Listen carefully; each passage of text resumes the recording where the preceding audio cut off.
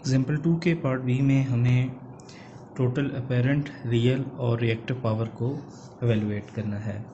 तो पार्ट 1 में हमने तीनों लोड्स के कोरस्पॉन्डिंग जो है रियल और रिएक्टिव पावर एवेलुएट कर ली थी।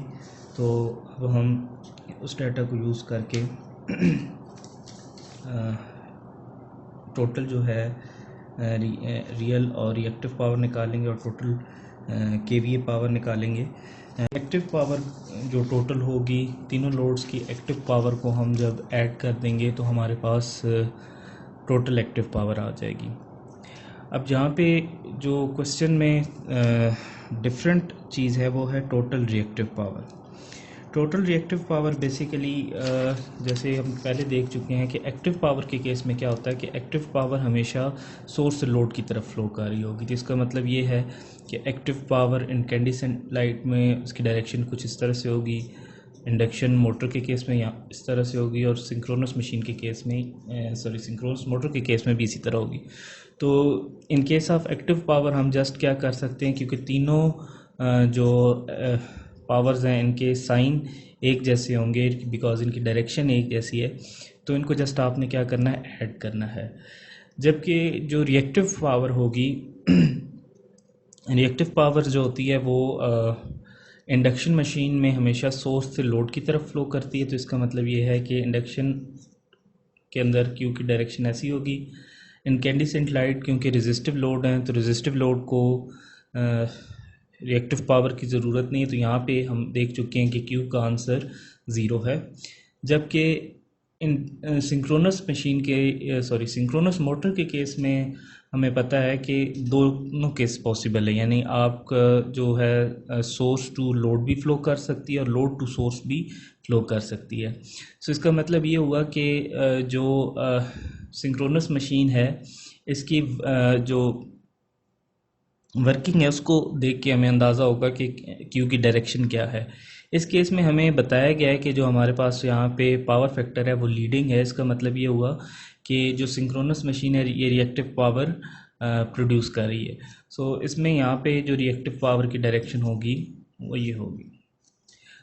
अब हमें क्योंकि सबस्टेशन की टोटल रिएक्टिव पावर निकालनी है, तो सबस्टेशन जो टोटल रिएक्टिव पावर भेज रहा होगा वो बेसिकली इन दोनों की एडिशन होगी। और एडिशन से मुराद यहाँ पे है, इनको सपोज करें मैं Q1 और Q2 कह देता हूँ। एडिशन से यहाँ पे ये मुराद है क्योंकि पहले हम देख चुके हैं कि जो लोड के लिए हम कन्वेंशन यूज़ कर रहे हैं कि जब आपकी रिएक्टिव पावर लोड की तरफ फ्लो कर रही होगी तो आप उस क्यू को पॉजिटिव लोगे, और जो रिएक्टिव पावर लोड से अवे फ्लो कर रही होगी उसको आप नेगेटिव लेंगे। तो जब आप इन दोनों को ऐड करेंगे तो आपके पास रिजल्टेंट रिएक्टिव पावर आ जाएगी। अब वो जो रिएक्टिव पावर होगी अगर उसका साइन पॉजिटिव आता है, यानी अगर आप Q1 plus Q1 minus Q2 को सॉल्व करें और आपका आंसर पॉजिटिव नंबर आता है, तो इसका मतलब ये होगा कि आपका क्योंकि ये दो लोड्स की आप रिएक्टिव पावर ऐड कर रहे हो तो रिजल्टेंट भी एक लोड की रिएक्टिव पावर निकल रही है। तो अब अगर आपके पास पॉजिटिव आंसर आ रहा है तो इसका मतलब ये हुआ कि ये reactive power towards load flow कर रही है या अवे फ्रॉम सोर्स फ्लो कर रही है। तो ये जो आपके पास पॉजिटिव साइन है इसका मतलब ये होगा कि जो यहाँ पे रिएक्टिव पावर होगी इसका आंसर इन दोनों का एडिशन आएगा, और ये जो पॉजिटिव साइन आएगा इसका मतलब ये होगा कि आपका जो रिएक्टिव पावर है ये सब स्टेशन से लोड्स की तरफ आ रही है। अगर आपके पास Q1 और Q2 का आंसर जो है ऐड करने के बाद नेगेटिव आता है तो इसका मतलब ये होगा कि रिजल्टेंट आंसर जो होगा उससे ये पता चलेगा कि जो रिएक्टिव पावर यहाँ पे फ्लो कर रही है, लेकिन नेगेटिव साइन से हमें ये पता चलेगा कि अब जो रिएक्टिव पावर है वो सब स्टेशन की तरफ फ्लो कर रही है। इसका मतलब ये होगा जैसे इस केस में हम देख सकते हैं कि हमारे पास इंडक्टिव लोड मौजूद है और साथ सिंक्रोनस मोटर भी मौजूद है। तो हम कुछ ऐसे रिजल्ट्स को डिड्यूस कर सकते हैं यहाँ पे कि इंडक्शन मशीन या इंडक्टर मोटर को जितनी भी रिएक्टिव पावर चाहिए होगी वो सिंक्रोनस मोटर प्रोवाइड कर रही होगी, और synchronous motor reactive power extra भी बना रही होगी और वो जो एक्स्ट्रा रिएक्टिव पावर है वो टुवर्ड्स सब स्टेशन फ्लो कर रही होगी। सो अब यहाँ पे हम न्यूमेरिक डाटा से देखते हैं कि आपके रिजल्ट्स कैसे आते हैं। जैसे पहले केस में हमारे पास हमने तीनों एक्टिव पावर्स को ऐड किया तो हमारे पास ये टोटल एक्टिव पावर आ गई जो सब स्टेशन से लोड्स की तरफ आ रही है। जबकि दूसरे केस में आप देख सकते हैं कि हमने रिएक्टिव पावर को यहाँ पे सिर्फ इंडक्टिव का और रेजिस्टिव की जो हमारे पास रिएक्टिव पावर है, इनकैंडिसेंट लाइट की रिएक्टिव पावर है, उसको हमने ऐड किया हुआ है। जबकि जो हमारे पास in case of synchronous machine आ रहा है वो रिएक्टिव पावर हमारे पास आ रही है 120 kVAR। सो 120 kVAR का मतलब ये है कि ये रिएक्टिव पावर टोटल जो है ये इसकी अगर हम जैसे हमने पहले देखा डायरेक्शंस के लिहाज से पुट करें तो हमारे पास जो टोटल लोड की तरफ जा रही है वो 158 है, यानी ये जो Q1 है ये 158 है विद प्लस साइन, और हमारे पास Q2 हमारे पास है 120 kVAR। सो अब सॉरी ये प्लस साइन, जब हम इन दोनों को सॉल्व करते हैं तो हमारे पास आंसर आता है +38। तो +38 का क्या मतलब हुआ कि जो रिएक्टिव पावर सब स्टेशन से लोड्स की तरफ आ रही है 38 kVAR है, और प्लस साइन का मतलब है कि ये sub station to load flow कर रही है, रिवर्स केस नहीं है।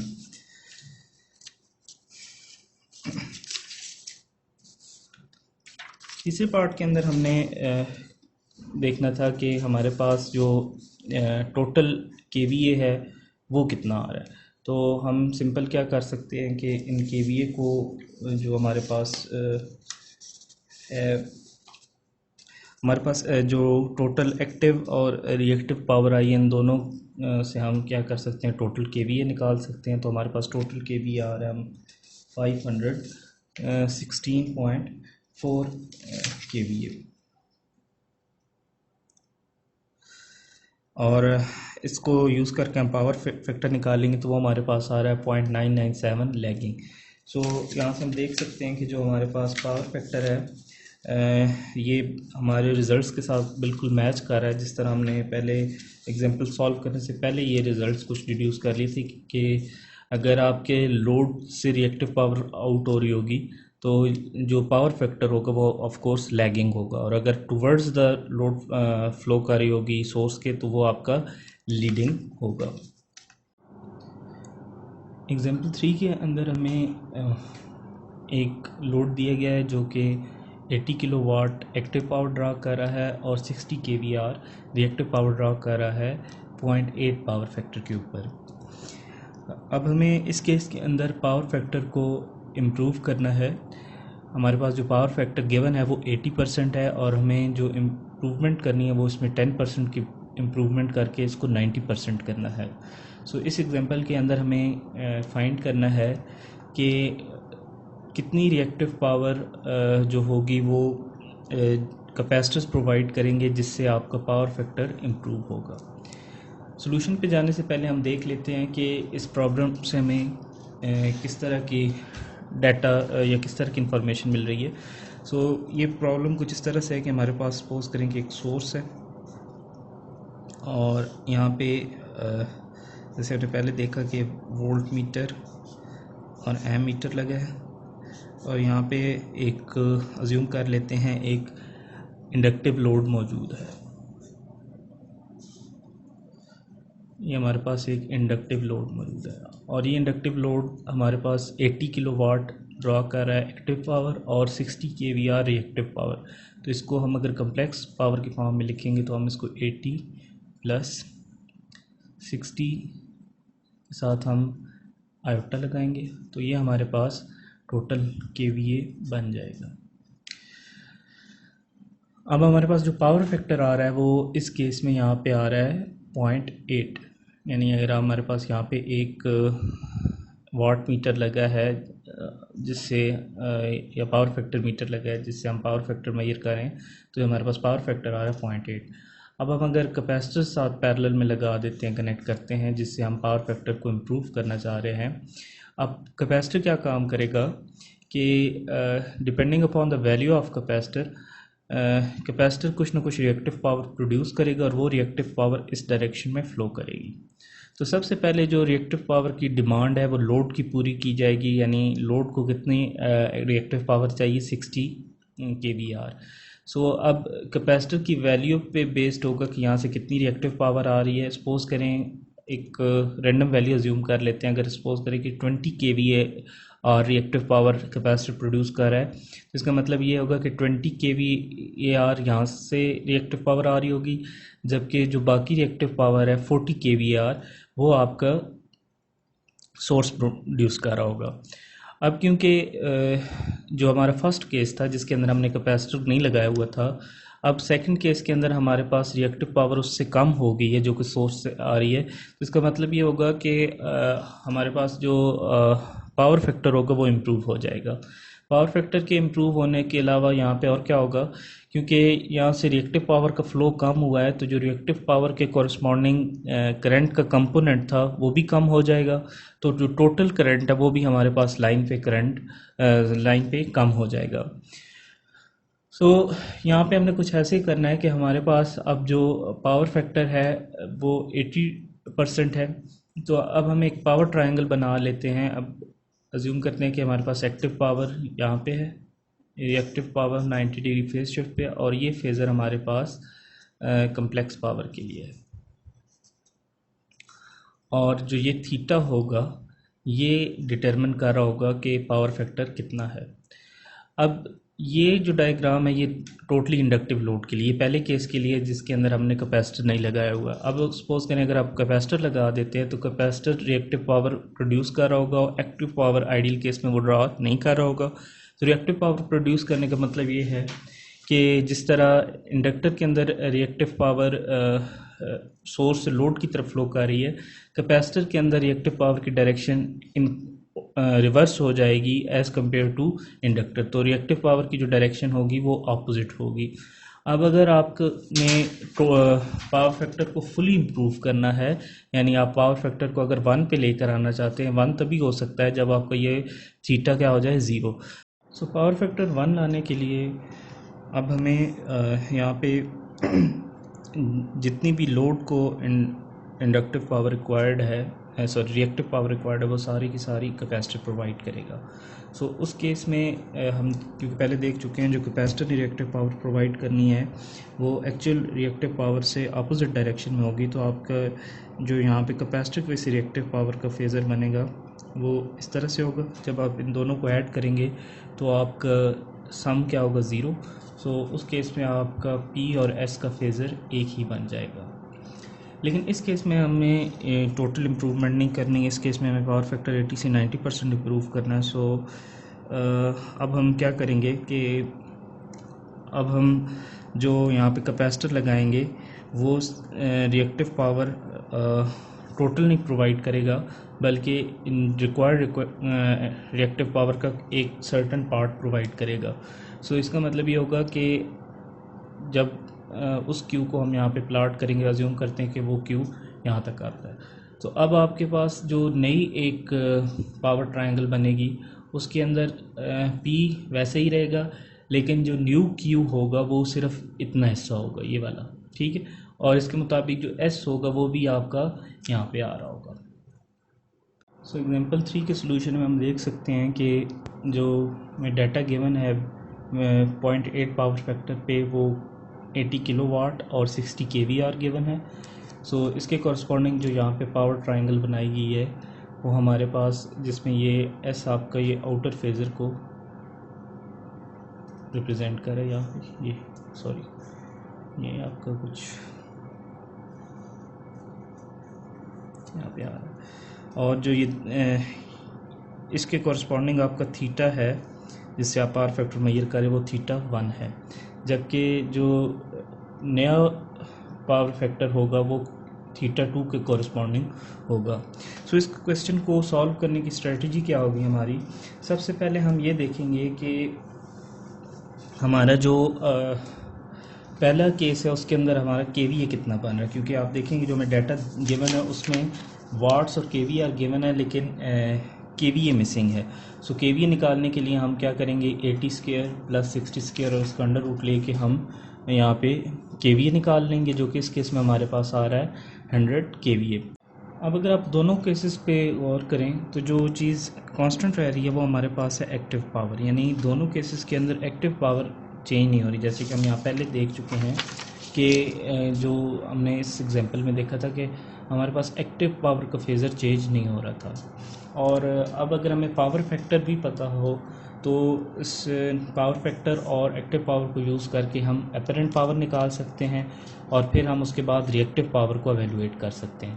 तो इसका मतलब ये है कि जो हमें नया पावर फैक्टर गिवन है यानी 0.9 गिवन है और एक्टिव पावर पहले केस वाली है, तो इसका मतलब ये है कि हम इन दोनों को यूज़ करके यहाँ पे अपरेंट पावर निकाल सकते हैं, जो कि इस केस में हमारे पास आ रही है 88.9 केवीए। और फिर हम इसी को यूज़ करके रिएक्टिव पावर निकाल सकते हैं। अब ये जो हमारे पास एक्टिव पावर और केवीए है, इससे जो रिएक्टिव पावर आ रही है वो बेसिकली वो रिएक्टिव पावर होगी जो आपके सब स्टेशन से लोड की तरफ फ्लो कर रही होगी।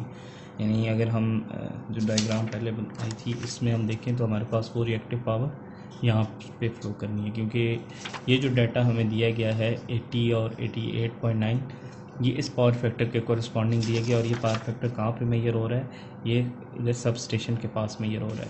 तो सब स्टेशन के ऊपर जो पावर फैक्टर मेजर हो रहा है इसके कॉरस्पॉन्डिंग हमें केवीए भी पता चल गया है, किलोवाट्स भी पता चल गए हैं और केवीआर भी पता चल गया है। सो अब जो टोटल लोड को रिक्वायर्ड है केवीआर वो कितना है, 60 केवीआर, जिसमें से जो सब स्टेशन प्रोवाइड कर रहा है वो कितना केवीआर है जो इन दोनों से हमने एवेलुएट किया है, और जो रिमेनिंग होगा वो आपका कैपेसिटर प्रोवाइड कर रहा होगा। सो यहाँ पे हमने लाइन केवीआर इस तरह से एवेलुएट कर लिया, ये बेसिकली यहाँ पे इक्वल टू है, जो हमारे पास फाइनल रिज़ल्ट आता है 38.7। और फिर हमने इस 38.7 को और 60 को सब्ट्रैक्ट कर लिया, 60 में से 38.7 को सब्ट्रैक्ट कर लिया, तो हमारे पास जो 21.3 है ये रिमेनिंग केवीआर हैं जो कि कैपेसिटर प्रोवाइड कर रहा होगा। अगर इसके कॉरस्पॉन्डिंग हमें कैपेसिटर की वैल्यू निकालनी हो तो हम जानते हैं कि हमारे पास जो फार्मूला होता है V²/XC is equal to QC, इसको यूज़ करके हम जो है कैपेसिटर की वैल्यू को एवेलुएट कर सकते हैं, जो कि नेक्स्ट एग्जांपल में हम करेंगे। एग्जांपल 4 के अंदर हमें जो क्वेश्चन गिवन है इसमें हमारे पास एक लोड है जो कि किलोवाट में 2 एम्पेयर करंट ड्रॉ कर रहा है और केवीआर कॉरस्पॉन्डिंग भी 2 एम्पेयर करंट ड्रॉ कर रहा है। अब ये क्वेश्चन बेसिकली इसके जो थ्योरी है वो हम पहले एग्जांपल्स में देख चुके हैं, जिसमें मैंने आपको बताया था कि जब भी लोड पावर ड्रॉ करता है तो उसके कॉरस्पॉन्डिंग वो एक सर्टेन करंट सोर्स से ड्रॉ करेगा। तो जब हमारा लोड एक्टिव और रिएक्टिव दोनों पावर ड्रॉ करता है, इसका मतलब है जो टोटल करंट जो हम मल्टीमीटर से मेजर करते हैं वो बेसिकली करंट दो पार्ट्स में डिवाइड हुआ होता है। उसका एक हिस्सा वो होता है जो कि एक्टिव पावर प्रोवाइड कर रहा होता है, जबकि दूसरा हिस्सा रिएक्टिव पावर प्रोवाइड कर रहा होता है। और हमें जो करंट मीटर पे मिलता है वो बेसिकली दोनों करंट्स का स्केयर करके ऐड करके और उसका अंडर रूट, यानी हम जिस तरह पावर ट्रायंगल हमने देखी थी इस तरह से हमें वो करंट मिल रहा होता है।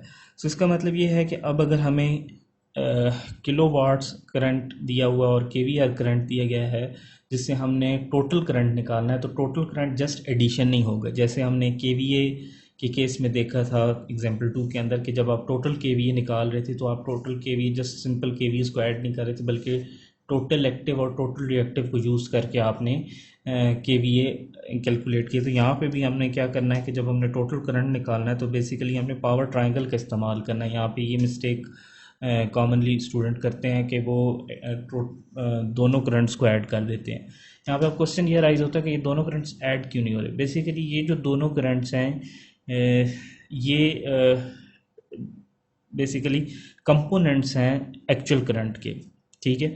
तो एक्चुअल करंट के कंपोनेंट्स होने का मतलब ये है कि अभी अगर आप यहाँ पे 2 एम्पेयर को देखें तो हम यही अज्यूम कर सकते हैं, अगर हम इनको फेज़र के तौर पे लें तो ये 2 एम्पेयर का देख के हम ऐसे अज्यूम कर सकते हैं कि दोनों सेम हैं डायरेक्शन, लेकिन ऐसा नहीं है। हमें पता है कि ये दोनों करंट्स सेम डायरेक्शन में नहीं होते, बल्कि 90 डिग्री अपार्ट होते हैं। यानी इसका मतलब है कि 90 डिग्री का फेज शिफ्ट होना है। तो यानी अगर आपका किलो वाट्स करंट इस डायरेक्शन में है, तो ये जो KVAR करंट होगा ये बेसिकली यहाँ पे लाई करता है। तो अब यहाँ पे आप जब इनका टोटल एडिशन करोगे तो फेज़र सम तो सिंपल दोनों फेज़र्स की एडिशन होगी, लेकिन जो मैग्नीट्यूड होगा वो बेसिकली आपका एक वेक्टर के मैग्नीट्यूड का स्केयर, सेकंड वेक्टर के मैग्नीट्यूड का स्केयर, और दोनों को आप ऐड करके उसका अंडर रूट लोगे, जिस तरह आप पावर ट्रायंगल के अंदर करते हैं। तो इससे हमारा जो टोटल करंट आता है वो हमारे पास आ रहा है 2.83 एम्पियर। नेक्स्ट एग्जांपल के अंदर हमें एक केबल दी गई है जो कि 460 वोल्ट वोल्टेज पे वर्क करती है, और इसके अंदर से जो रेटेड करंट है वो है 240 एम्पियर। लेकिन इस टाइम पे वो करंट कितना कैरी कर रही है, 320 एम्पियर एट 0.65 पावर फैक्टर। अब हमें मालूम करना है कि हमने इस करंट को 320 एम्पेयर को रिड्यूस करके 240 एम्पेयर पे लेके आना है। सो ऑफ कोर्स अब आप यहाँ देख सकते हैं कि अगर आपने करंट को रिड्यूस करना है तो आपको करंट के जो दो कंपोनेंट्स हैं, एक रियल कंपोनेंट है और एक इमेजिनरी कंपोनेंट है, उन दोनों में से एक कंपोनेंट को आपको कम करना होगा ताकि जो ये केबल है, ये केबल सर्किट जो है ये अपनी रेटेड वैल्यू यानी 240 पे ये वर्क करे। सो इसका मतलब ये हुआ कि अब जैसे हम पहले देख चुके हैं कि अगर आप ऐसा सर्किट अज्यूम करें जिसके अंदर आपका एक ही सोर्स मौजूद है, तो इसका मतलब ये है कि एक्टिव पावर की और आपके पास सोर्स मौजूद नहीं है। सो अब आप अगर चीज़ को चेंज कर सकते हैं सर्किट में, तो वो रिएक्टिव पावर चेंज कर सकते हैं। यानी जो रिएक्टिव पावर टोटल सोर्स से आ रही थी आप उसको रिड्यूस कर सकते हैं बाय यूजिंग कैपेसिटर और सिंक्रोनस मोटर।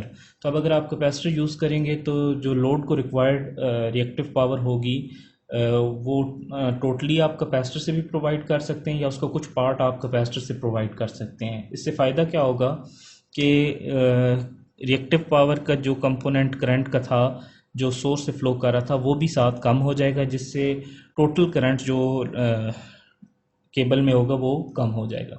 तो यहाँ पे जो हमने मेथडोलॉजी अडॉप्ट करनी है वो कुछ इस तरह से होगी कि सबसे पहले हम KVA निकालेंगे।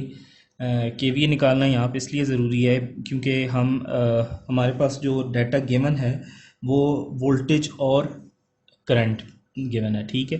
तो वोल्टेज और करंट से डायरेक्टली हम जो चीज़ निकाल सकते हैं वो KVAs होगा। तो यहाँ पे हमने KVA किस तरह निकाला है, क्योंकि हमारे पास एक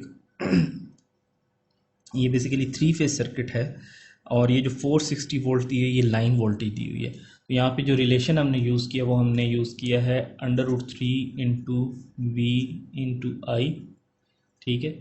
और KVAs बनाने के लिए यानी आपने जो वोल्टेज और करंट है इससे सिंपल जो हमारे पास आंसर आएगा वो VA में आएगा। तो KVA बनाने के लिए हमने 1000 से मल्टीप्लाई भी किया और डिवाइड भी किया, जिससे हमारे पास फाइनल रिज़ल्ट KVA में आ जाएगा। सो यहाँ से हमने KVA निकाल लिया है। अब हमें जिस पावर फैक्टर पे अभी ये वर्क कर रही है वो गिवन है। सो इसका मतलब ये हुआ कि अब अगर हमें KVA गिवन है, पावर फैक्टर गिवन है, तो हम एक्टिव पावर को भी फाइंड कर सकते हैं। सो इसमें हमने जो रिलेशन यहाँ पे यूज़ किया है वो power factor into apparent power is equal to active power यहाँ पे यूज़ हो रहा है। सो हमने एक्टिव पावर निकाल ली है। अब ये एक्टिव पावर से हमें क्या इन्फॉर्मेशन मिलेगी, क्योंकि मैं पहले बता चुका हूँ कि इस केस में हम एक्टिव पावर नहीं चेंज करेंगे, क्योंकि हम अज्यूम करें कि आपका एक्टिव पावर का जो सोर्स है सर्किट के अंदर एक ही है।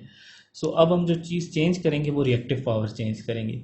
सो इसका मतलब ये हुआ कि अगर हमें एक्टिव पावर गिवन है और ये हमारी कांस्टेंट रह रही है सेकंड केस के अंदर, जिसके अंदर हमने करंट को रिड्यूस करके 320 से 240 पे लाना है, तो इस केस में फिर हम दोबारा से एक नया KVA निकालेंगे, ठीक है, जो कि 240 को करस्पॉन्ड करेगा।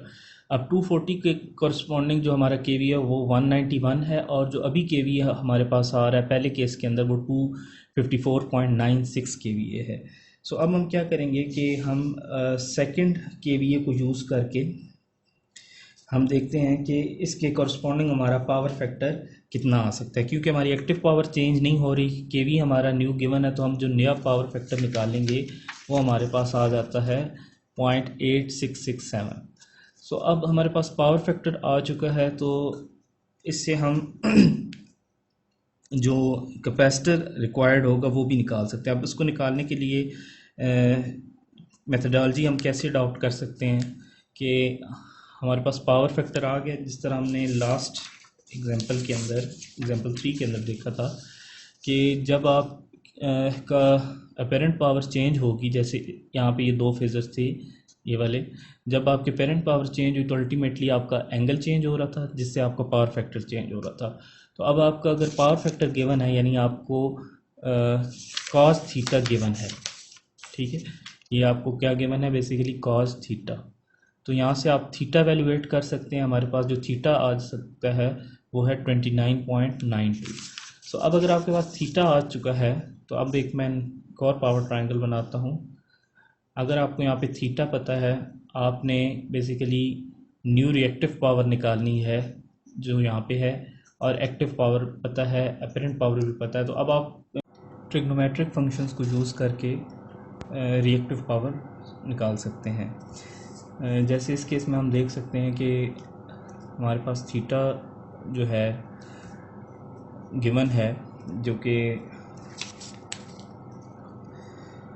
हम पावर फैक्टर से निकालेंगे, यानी कॉज इन्वर्स करके इसका हमारे पास जो एंगल आ रहा है वो 29.92 आ रहा है। सो अब यहाँ पे जो ट्रिग्नोमेट्रिक फंक्शंस अप्लाई कर सकते हैं आप, वो ऐसे फंक्शंस होने चाहिए जिनके अंदर एटलीस्ट क्यू इन्वॉल्व हो रहा हो।